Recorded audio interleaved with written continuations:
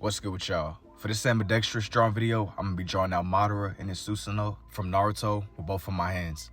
In one of the original references that I was using, he was partly reanimated. So I started out just laying out where his face was gonna fall into place. I also drew in his scars as I was laying out where his features was gonna fall into place. I will say this time around though, I didn't really mix his colors as much, but I stuck to my more scribbly, sketchy style. I drew out bits and pieces of his armor, then I later started shaping out where his hair was gonna be too. I made sure to press down a lot harder, and I was just mixing the red and the black at this part. As I was drawing out his armor, I later moved down the rest of his body. I drew his sleeves, and then I drew bits and pieces of his gloves too. Still sticking to red and black as I was saving the blue mainly for the Susanoo later on. As I was drawing this one though, I stuck to my more messy style, and I wanted it to stay grounded in that more scribbly-esque aesthetic. With that said, I slowly shaded in the rest of his hair too. This idea came about because in that Google form I put up about a week or so ago in my bio, one of you all had ended up asking me to draw Madara and his Susanoo. What was so crazy about drawing this one out though was that I realized I don't think I've ever drawn any of the Susanoo before. It was definitely interesting trying to keep Madara and his Susanoo as the main focus of the drawing. I ended up making it seem like it was smaller, as if it was standing behind him separately. There were certain parts too where I extended Madara out, that way it didn't look like he was just fading into invisibility or something.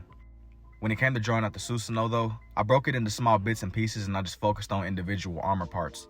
I really wanted the blue to seem like it was moving, almost as if it would be in the real anime. I also didn't want the blue to seem like it was mixing in too much with Madara. I wanted them both to be distinct but recognizable in their own right.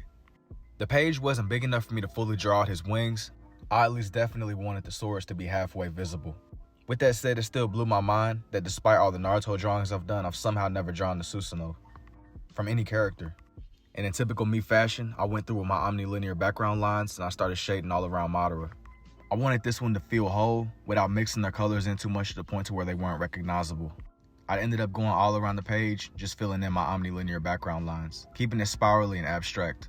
I definitely took it as a nice change up, and it also made this more me in essence. I felt that the red and black background would look better as I didn't want to drown out his Susanoo.